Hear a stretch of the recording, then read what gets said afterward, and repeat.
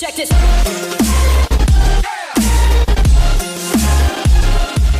Okay, go ahead and kick it off. Hi everyone, my name is Lillian Frame. I am a youth activist based out of Maine currently. I use pronouns she, her, hers. I'm 18 years old and I'm super stoked to be here. All right, that was great. Nice to have you on the show, Lily. My name is Raj. For anybody that doesn't know, currently we had a co-host last episode, back on the philosophy episode, but he has said that he couldn't make it for the remainder of the summer. He may come back during the school year following the summer, but who knows? Right now we're going to be going for the next few episodes without co-host. But without ado, let's go ahead and Lily, if you want to kick things off, what do you want to kick things off with?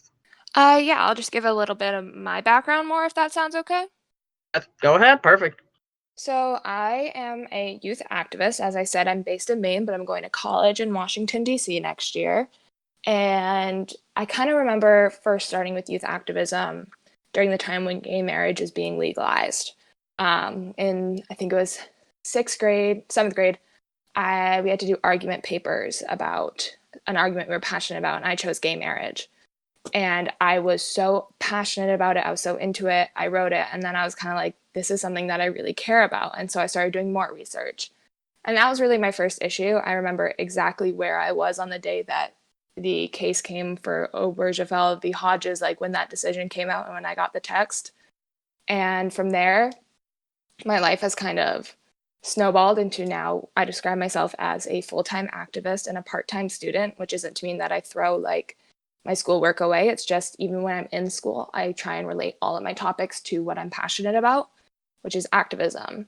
So since then, I've founded a youth activist club at my school. I've helped organize 3 walkouts, and I've done continuing work with schools and community members and our local government. Yeah. Okay, so that sounds interesting. Okay, so maybe let's start with this. So for like all the people at home who are going to probably be watching this, why don't you give your perspective on like how it felt to become like an up and coming, how it feels to be an up and coming activist? I mean, I first and foremost love everything that I do. I love talking to people endlessly about these issues. I love meeting everyone. There's so much good that's come out of all of the work that I've done, and just all of it. Like, I would not change it for the world. There's a lot of times when people say, well, wouldn't you rather take a step back so you have more time? And I'm like, no, I wouldn't, because that means that I wouldn't be doing what I love. But there's also a really hard part to it, which is a lot of hate that I think a lot of youth activists get, both from media, adults, and other kids and people who don't understand what I'm doing, why I'm doing it, and then attack me and attack the things that I care about.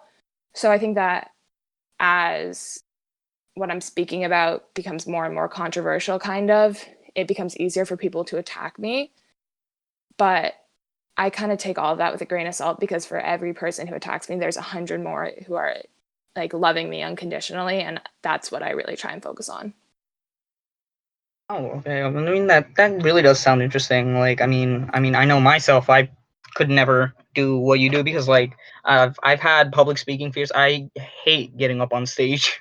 I could never speak in front of a bunch of people in real life like that.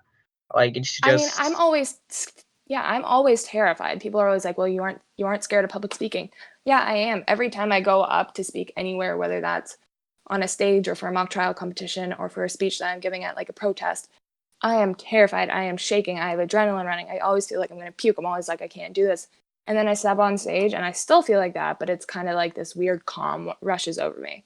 So I I definitely get think, what you mean. I get yeah. what you mean. Like especially like I think like me and like starting a YouTube channel. I mean like this Mm, channel is gonna like we're just starting this, and to me it's going to be a journey. It's like it terrifies me that I'm really starting this, yeah. and like but I'm like it's something I want to do, and like for all you guys listening at home, I think Lily will agree that if you are doing something that you love, you will probably enjoy it a lot more than you are terrified of it. Oh, yeah. There are moments where I think me and other youth activists and anyone who's doing anything are like, this is scary. We had actually David Hogg at our school the other day giving a speech. And that was really cool. And I was talking to him before because I was helping set up. And I was like, there might be some people in the audience who react weird. He's like, well, I've given speeches where I've faced people with guns and who are lined up outside. He's like, obviously it scares him, but he does it because he knows that he's doing the right thing. And in the end, he does it out of love. And that's something that I try and focus on because, like, the hate comments that I'm getting are nowhere near close to what other activists are facing. But I think that if you do what you do with love, then everything else will kind of fade into the background.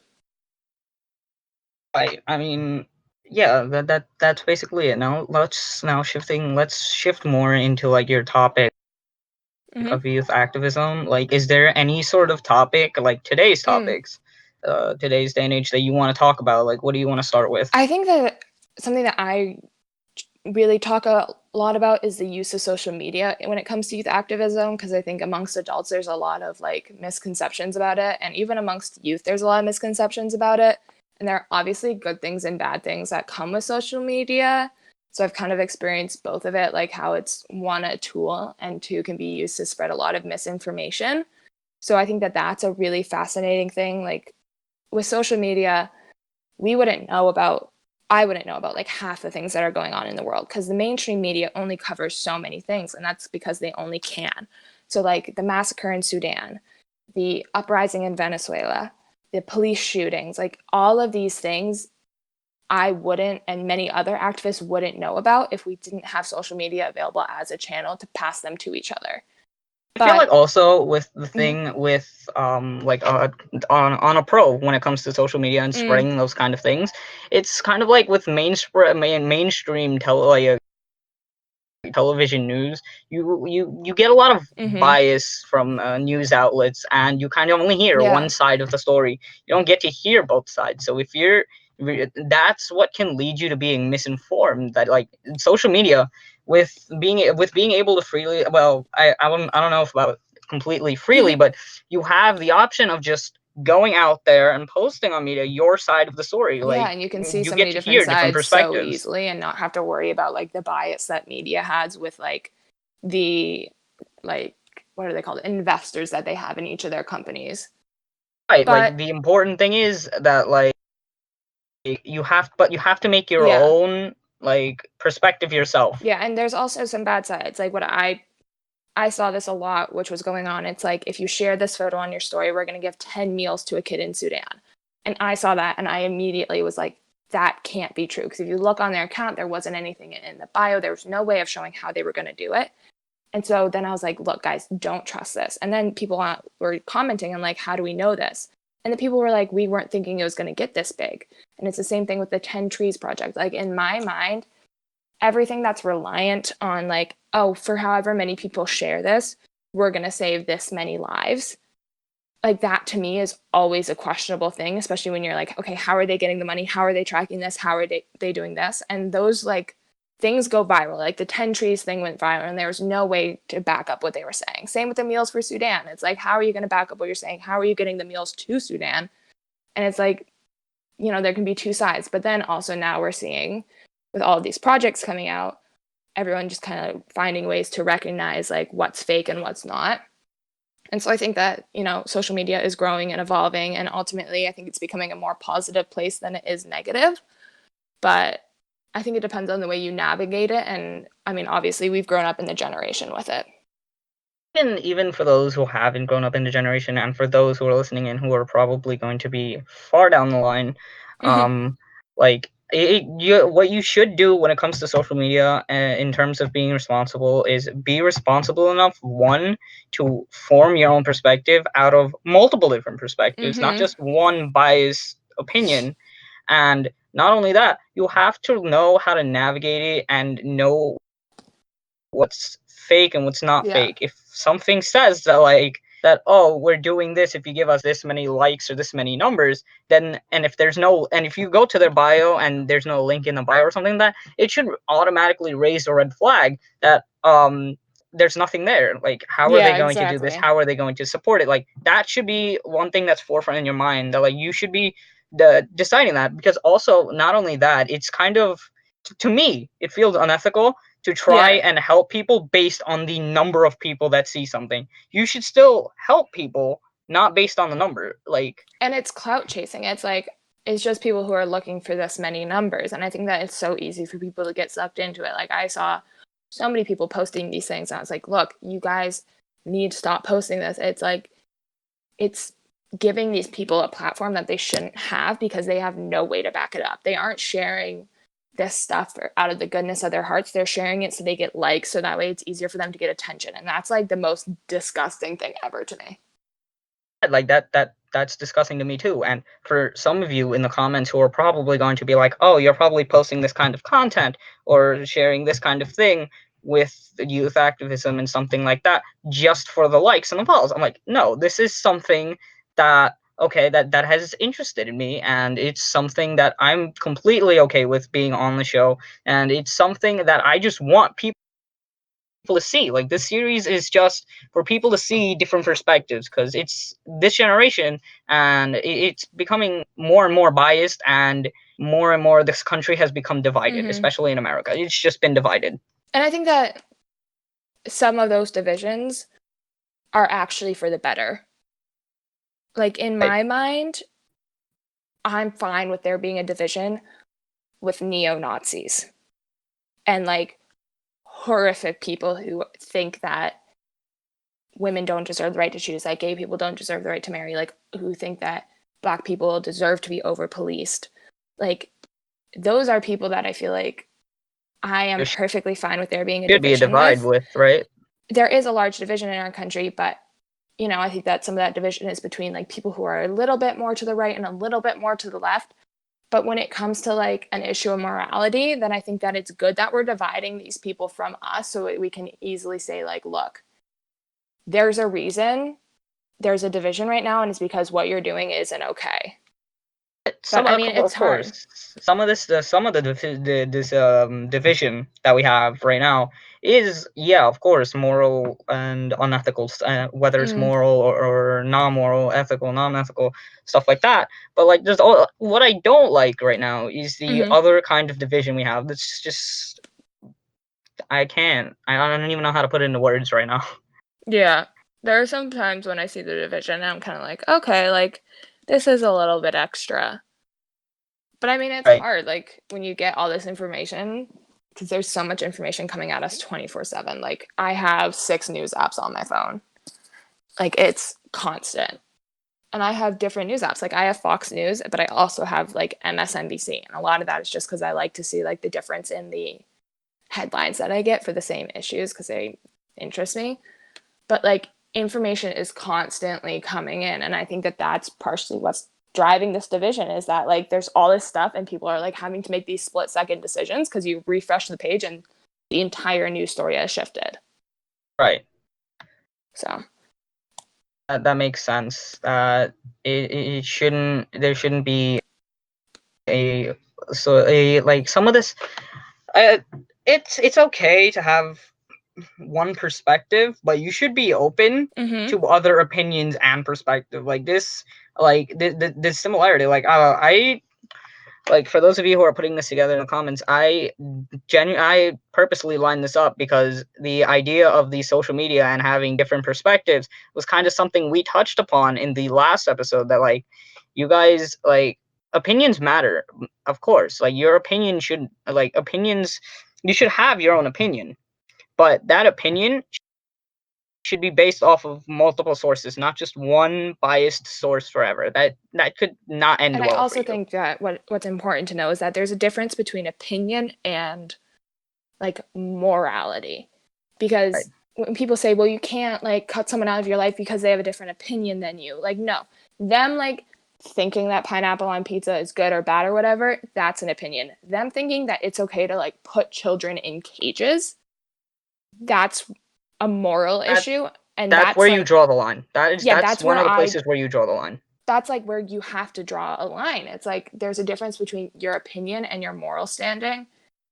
And I think that that's also putting a real strain on our country. I know it's put a huge strain on me with family members, with friends, like mentally. Like I feel like half of what I go through in therapy is like me trying to like pick apart, like, okay, is this worth it? Is it not? Because what we're seeing in our country right now is all of this like, okay, we're seeing people's morals in a completely different way. We're seeing their opinions in a completely different way. And now we're all kind of left to pick up the wreckage of what's going on. Yeah, and like yeah, that's it, it's completely on a moral issue. So let's like why don't you like give us like a moral issue that like something like an actual like moral issue that recently has affected you, and like why don't you talk to us about that? So for me, something that I'm really passionate about is the right to abortion. And I That's a think big that issue. that's a really big issue right now. And I think that there needs to be a few ways that we're careful in looking at it. So like just some language I'm going to use, I'm going to try and avoid saying a woman's right to choose, but if I do mess that up, I'm sorry because I think that's what It's not even that like you can say whatever Mhm. you want. I I mean, for mean, me, we're not looking to no, restrict but for whatever you me, I say try and and stuff I like want to that. be as inclusive as possible because it's not only women who get abortions, Right. it's trans men, it's non-binary folks. Like, so I'm just going to say Whoever has that, it's people. the people have who have pregnancy or who go Yeah, through pregnancy. They should have the right to exactly. And choose. that's where I stand too. And so I've been very vocal about that for like my entire life. That's been like one of the first issues I focused on. I was like, look, my body, my opinion. I can ask you for like, well, what do you think I should do? But like in the end, it's between me, myself, and I. And I think that that's where a lot of people get screwed up. Like me as a person, I love little kids. I have little cousins who I am obsessed with. I post about them all the time. Like they are my life. And so I'll post a photo with my baby cousin who's 6 months old. And I get people DMing me like, how can you claim to love babies and also support abortion? I'm like, whoa, whoa. Like, one, the baby was so dearly wanted and he is so loved.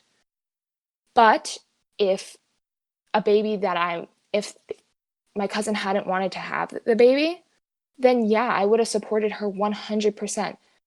Like It should be it's not my their place to opinion. judge. Yeah, it's not my place to judge. Like if someone wants to have a baby, I will love your baby forever and ever. If you don't, I will still love you forever and ever and I will support you in any way possible because guess what?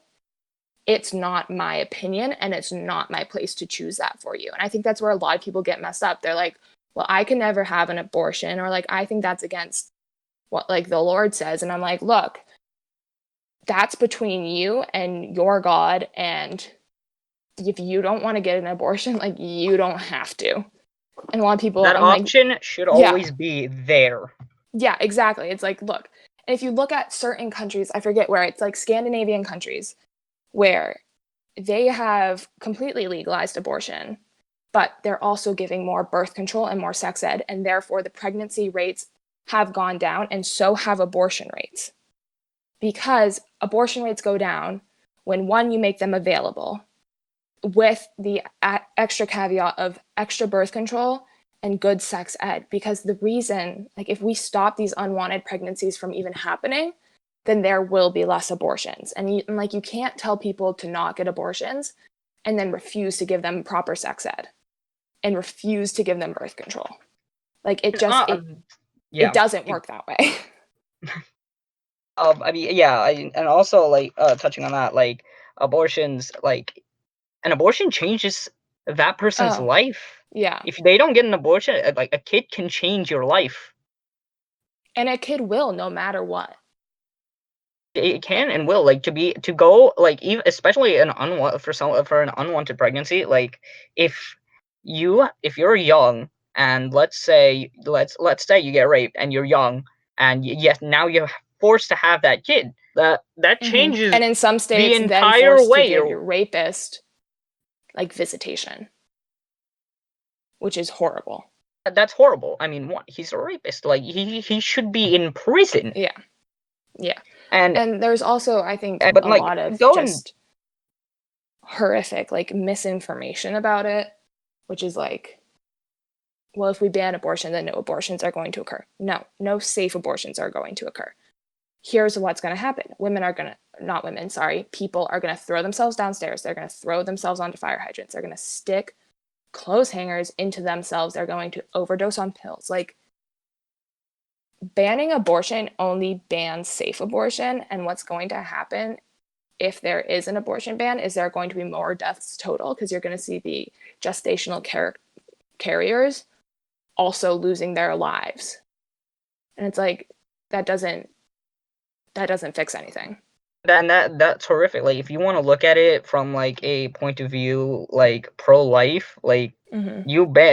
if you ban that, you're not only taking it, like, if you ban abortions, like, Like, yeah, not only does someone who not want the baby end up either overdosing or something like that, not only does she end the baby's life, but she ends her own and life. then the baby might end up in foster care or abuse, and no money is going to foster care. And I'm like, if you're pro-life, then be pro the kids in foster care, be pro the kids at the border. Like, you can't be pro-life and then And not not support do any human anything to rights. help. Yeah, you're pro-life until the baby is black, a baby of color, or queer, or poor, or X, Y, and Z. And it's like all these things. You're only pro-life until the baby comes out, and then the baby isn't perfect. It's it makes, like, to me, this is just astounding me that, like, there are Yeah. people out there who are only pro-life up until the fact where, the kid, Yeah. like, especially the kids at the border, like, kids at the border should be given basic rights for beds Like, I don't know, and soap, toothpaste. And toothbrushes. yeah, right, like, even like, if you I don't know if you remember that one tweet. I forget who the two people were, that there were journalists that Yes. were being held captive, but they said that, like, they were even given the basic rights of Yeah, they're like, we toothpaste were and like held a bed. by terrorists and we got toothpaste and pillows. Like, Like, with those tweets coming out, that just makes us, yeah. like, that, not even, not it just looks Yeah, bad. it's horrible. And yet we call ourselves a nation where we endorse freedom. Mm, exactly. It's like, okay, you know, it's only up to a certain point, and it's only when people look a certain way. Like, if this were little white kids at the border, you know that everything would be so different. Or even if it were dogs being treated this way, like, Animal cruelty, you're right. Animal cruelty white people. is a big deal. But, like, I want, like, for for for for those of you who are listening in, like, I just want you to take a minute and, like, if you're pro-life but not pro the kids at the border, how would you react? Like, imagine your kid being that one at the border. Mm-hmm. It's Like, terrifying. you can't not support the kids at the border, but support life. Yeah. It's like, and the adults, it's not just kids. Like, I think that it's easiest to focus on the kids because I can show someone a photo of a child in a cage and they're like, oh, yeah, that's not True. okay. It, But it it's has to like, be I anybody of think that age. Like, you can't be holding them at the border like that. America doesn't have as much of an issue with like an adult in a cage than a like 2-year-old in a cage because America also has the largest prison population in the world. Right. And we're like, okay, that's an adult in a cage and it's an adult of color. So like that's our business as usual. But like there's something different about seeing a This is 2-year-old something. in a No, cage it's screaming. right. But not Which only is that, the like, prison industrial complex is a whole nother issue. that is a whole other issue. But even if you were like locked, like, not even that, like, if you're the fact that we started turning away people from our country just Mm. because they were a certain race, or just because they were like, a certain skin color, like, I mean, that's not what America was or is. And I saw a tweet the other day. I forget who tweeted it, but it said most of the people sitting in cages are indigenous and the people holding the keys are immigrants. And that really like struck me.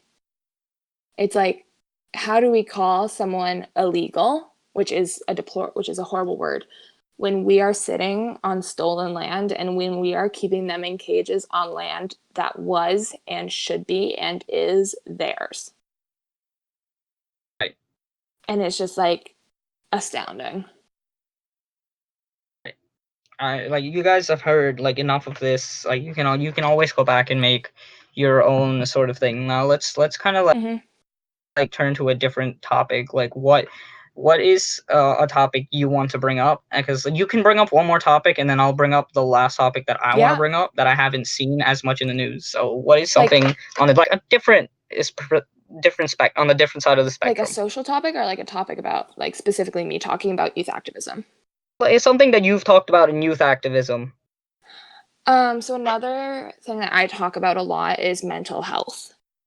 And just because I think that that's such an all-encompassing issue, and a lot of it ties into the work that I do. Um, I've been in therapy since I went into ninth grade, and a lot of what I talk about is what I hear. It's the stories of the people who disclose to me about their assaults. It's reactions after seeing the photos of that father and his daughter dead in the river on the border. Like, it's all of this stuff that I kind of just work my way through. But I talk about mental health a lot, and I've been part of a mental health initiative at our middle school because to me, like, there is a serious issue with the way that we're treating mental health in our country. And that's something that I'm so passionate about because I think that a lot of that also does have to do with kind of the negative side of social media. But for me, Okay. mental health is like one of the biggest things we kind of need to focus on because if you fix that, then everything else might become just a little bit easier. Mental health, that alone can be its own episode. So, I mean, Yes. if someone ever wants to do that, we'll kind of leave this kind of topic like open. We won't touch on it too Mm-hmm. much, but like I want to touch on like how like what you've seen like in the news about it, but on like both sides of the Mm. perspective, and what like how you've dealt with putting it out there as part of your youth activism profession. Mm-hmm. What's the issue? Mental health? Mental health, right? Yeah. So for me, I try and speak as openly about it as possible. That's kind of what I do. I've told my story a bunch of times on some different platforms. I've tried to normalize my going to therapy as much as possible, just because I think that normalization is half of the issue. But there are, and I try and, it's hard being who I am to let myself take a break in any way, but I try to give myself them when I need them to assist in my mental health. And a lot of it is just like checking in with my friends and creating this community around me, which I think that I've done, of other people who understand what I'm going through. Like, some of my best friends I've met through this activism work that I do. And it's so amazing because I can text them, I can be like, look, I'm having such a hard day. I don't know what's going on, but I'm feeling so down. And they're like, yeah, me too. Do you want to like get ice cream and cry? And so I think it's so important to build a community around yourself and also to feel comfortable talking about it. And that's kind of what I've tried to do. Right. Like, but see that makes sense. Like anybody talking about mental health, it's kind of a nightmare. I mean, I don't know if you can remember. It was, I think, more than 2, 3 years ago. But like, if you Mm. remember how I went up on Yeah. stage that one Yes, time definitely. at Stanford, Yes, that that was so cool. it to a lot of people it sounded cool, especially my roommate at the time. But I I broke down. Like I will be completely honest, I broke down after talking about that, like in my Yeah. room on my own. It's terrifying. Yeah. So I did something similar where I went to our middle school for a day and I gave a speech in front of the entire middle school, and that included like my cousin and all the staff that I knew and all of these kids that I knew about mental health. And the day before that, I had done a panel in front of parents and teachers about mental health. And the night after I gave the speech, so I'd had like a crazy 2 days. So the night after I gave the speech, I went home and my cousins were over to play cards. And I just like laid down on their dog and I just like almost started crying because it is so draining. It's draining, and like Because you're if giving you're this talking huge about your piece of own, yourself. right, and you when you're talking about your own experiences like that, and it's kind of hard because you're reliving it as you're speaking about it. Yeah. Yes. And like that's something I give credit. Like I give like a lot of respect to the people just like who do that. Like as Mm-hmm. any youth activist, like I will give credit that you are going up there, you are going out there to put this kind of information out there, talk about your own experiences. for for the rest of us to see, for like for the rest of the world to see, or for the rest of the nation to see, and it kind of amazes me that you guys do that on a daily basis. I think about that all the time with like a lot of my friends who are survivors of sexual assault. And one of my friends, she went in front of the main like judiciary committee, I think, or the committee on education the other day, and she spoke about her assault, which was like a 6 months ongoing on assault. And I couldn't be there, but I was just so in awe of her because she does this all the time. Like she's the person who I ran the summit with, and this is her life, and she relives this over and over again so she can do better by other people. And that to me, I'm so in awe of her and all of my other friends I know who put themselves out there all the time, because even though it's exhausting, in the end we know that it's for the best. Right, like for any youth activist, they must be going through a lot Yeah, when it's they're talking and everything, yes. or just putting themselves out there. Like you yourself must just be going through like a butt ton of stuff, emotionally, mentally, like. Yeah, it's definitely, there are times where it all feels so overwhelming that I don't know what I'm going to do, and then I like go under my weighted blanket and just kind of like have to sit with my thoughts for a while. And those, I think that I felt that a lot, especially after the Kavanaugh hearing, where for about 2 days, like I couldn't do anything. I was essentially catatonic. It was the same way after the election. Like I was catatonic for about 2 days. And then you have to find it in yourself to kind of pull yourself up by your bootstraps and get back out there and start again. And that is so hard and so exhausting. But like, I think that in the end, it's worth it, because as horrible as it feels in the moment to like be having to restart your advocacy work, like in the end, it feels so refreshing. Right, I mean, like how, like the one thing I think people really need to understand is like how do you kind of deal with that kind of stuff, especially while being an activist and you're in a catatonic state for 2 days. Yeah, Like, how do you find it within yourself to keep going? I mean, my mom would be the first person to tell you that I'm not great at self care, and I know I'm not. But for me, like, I lean on the people that I'm closest to. I lean on my best friend Annabelle and my friend Ayla, and I lean on fellow activists, and I call them and I just say, I need to just talk this through. I hang out with my cousin's dog all the time. I text her frequently. I'm like, hey, can you bring Bo over? Like, thanks. And I go to therapy once a week, and it's not perfect. I'm struggling every single day. Like, I am, a lot of that is stories that I'm going through and my own individual stuff. But I know that in the end, I'd be worse off if I thought I wasn't doing anything. And that's kind of the way I push myself through, is because I know that if I was sitting back and letting all of this horrible stuff pass me by and knowing that I did nothing to stop it, I'd be in a worse spot. But I mean, it's definitely really rough. And as amazing as being an activist is, and as much as I love it and wouldn't trade it for the world, there are moments when it's so hard.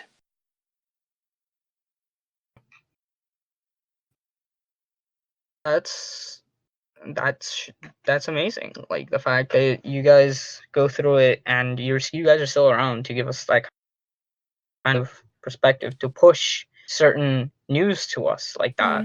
Thank you. Like, you're welcome. I mean, I that just huge shout out to you, like to you and to any other activist in any part of the world that like you're pushing out news that affects you on a on a mental emotional Mm, level, and you're still doing it to better, not just to like better the world or like that, or the issue that you're saying, or but like to better people, yeah. because what essentially you're doing is spreading out this kind of news to make people realize that that their ethical moral, or their morals, or it's completely like twisted. Like they Mm. should probably fix themselves or something like that.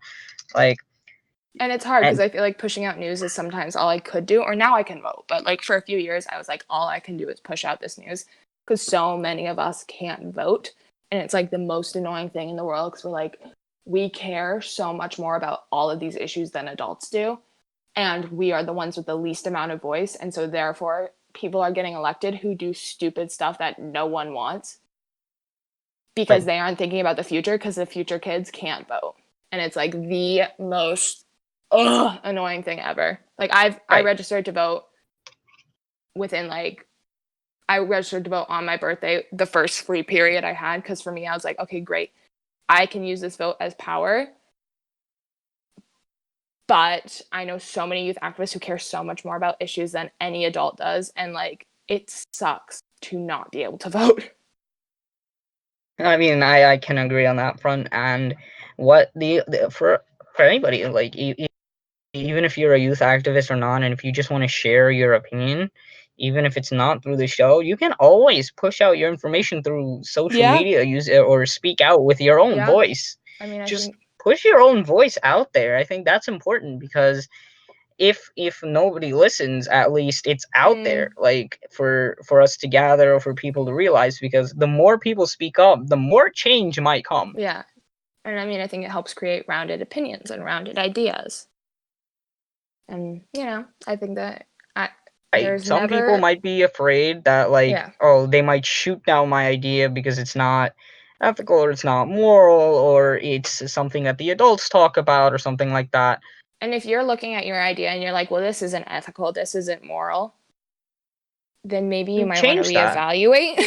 Just Because if it's you're not even thinking just maybe this isn't a reevaluating. moral idea, If it's not a moral idea, I think at least my advice would be that, like, just take a minute.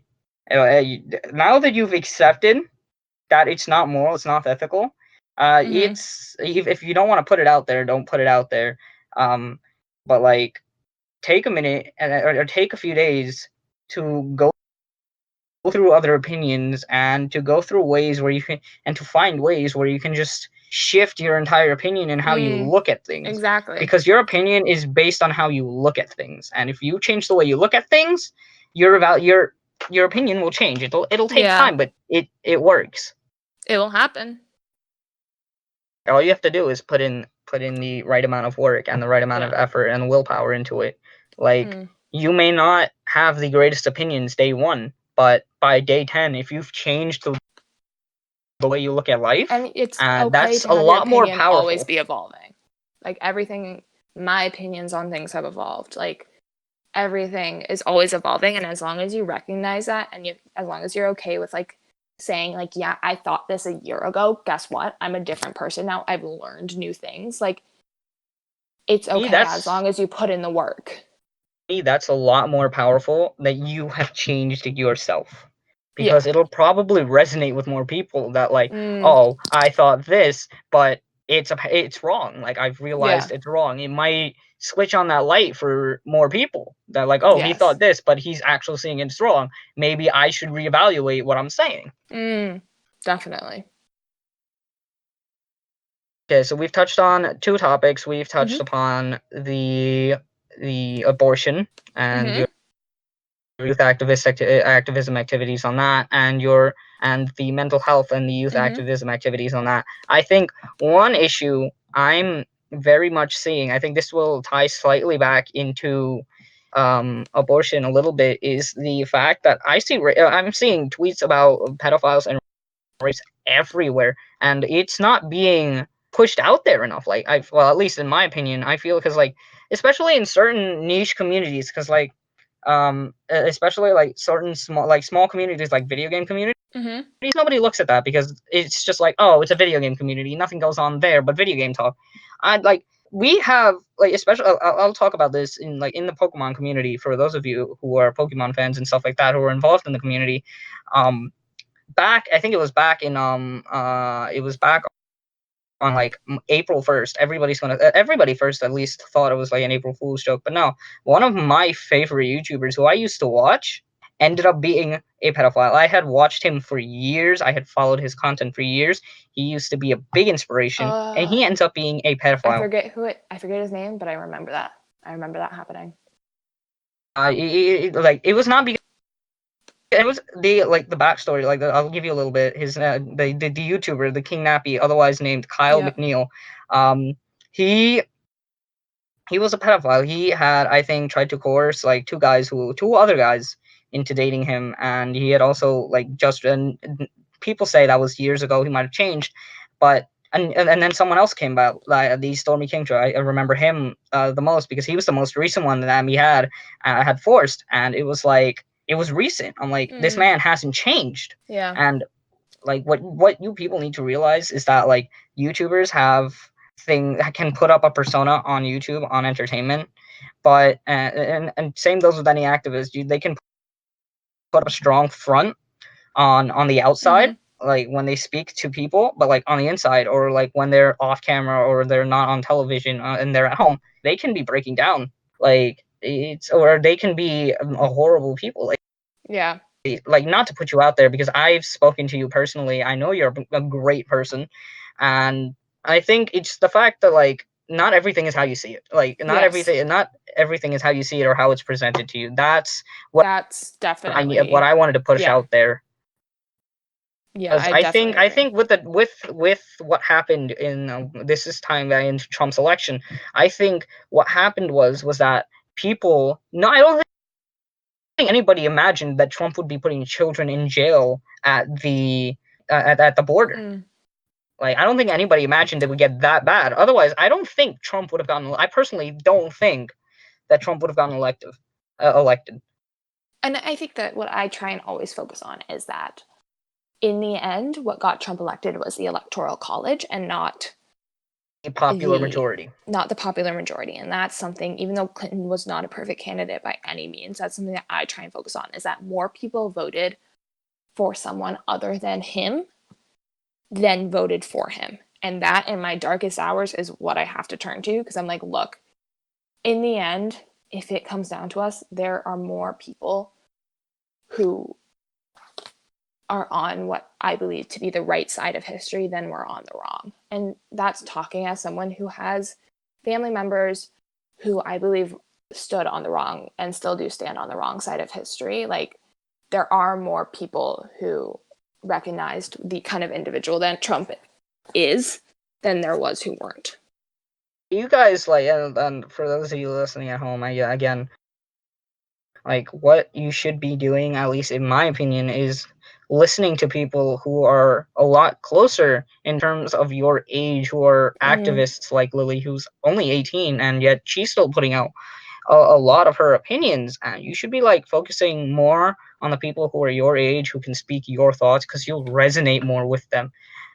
You will listen to them more, or Mm-hmm. you'll identify with them more. Like, sure, it's not an age group. There's no age boundary. What I'm saying is, focus on the youth activism because it's going to be a lot more powerful. Because those youth activists are what could be the leaders of tomorrow. They are the we are the Yeah, kids of like tomorrow, and we're gonna be the leaders at some point. Like I look to people like Greta Thunberg and Cameron Kasky and like these Naomi Wadler, I think her name is, and like Mari Kopengni, like these amazing youth activists who I know are going to be the leaders in the future, and like they are so much more powerful to me than like any person in government because to me I'm like these are my people.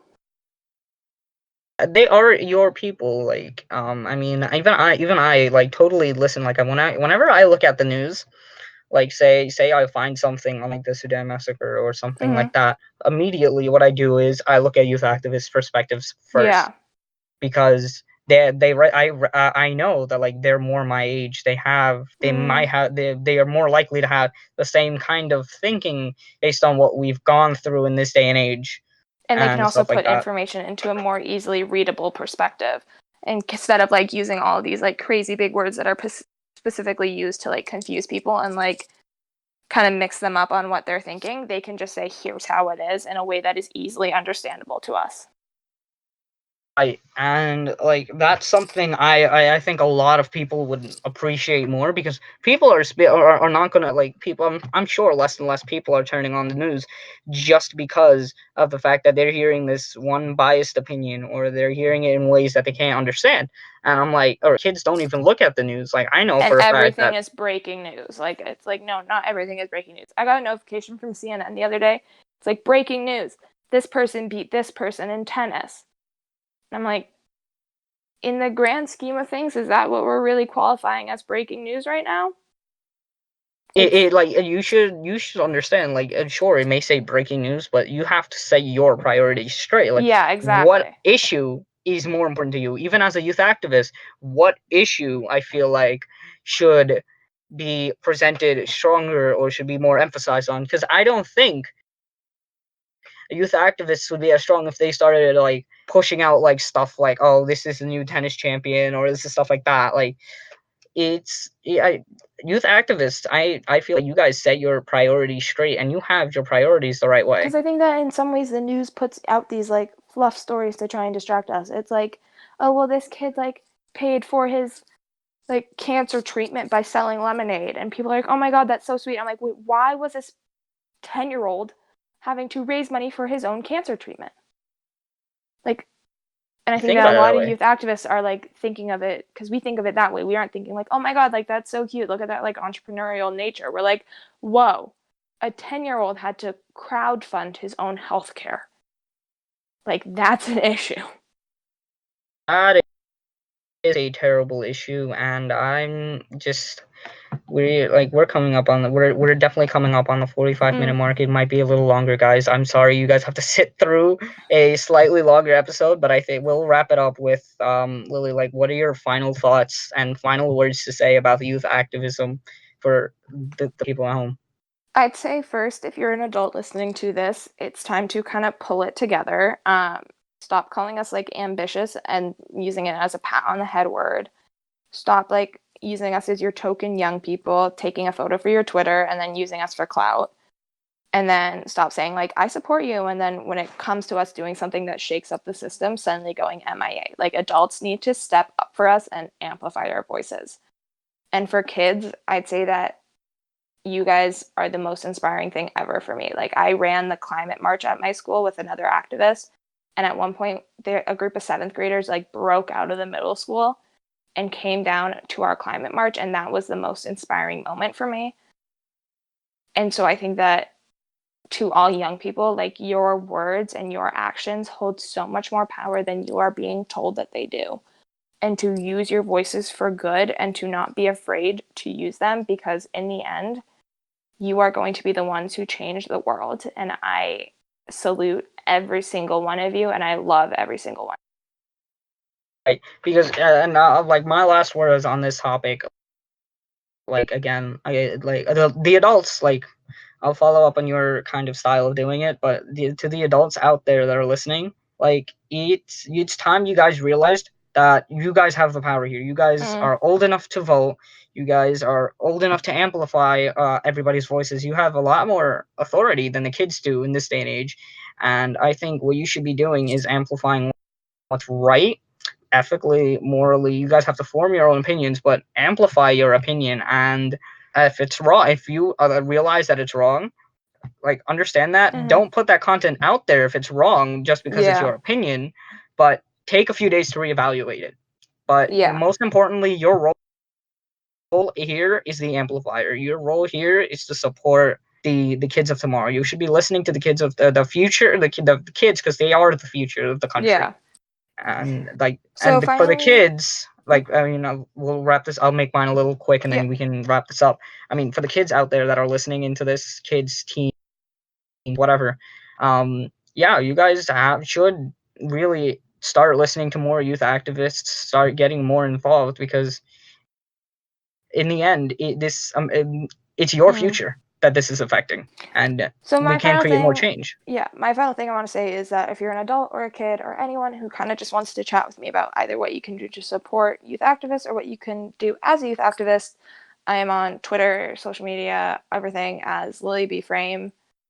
And I'd love to talk to you. I'd love to hear your opinions. That's one of my favorite things to do.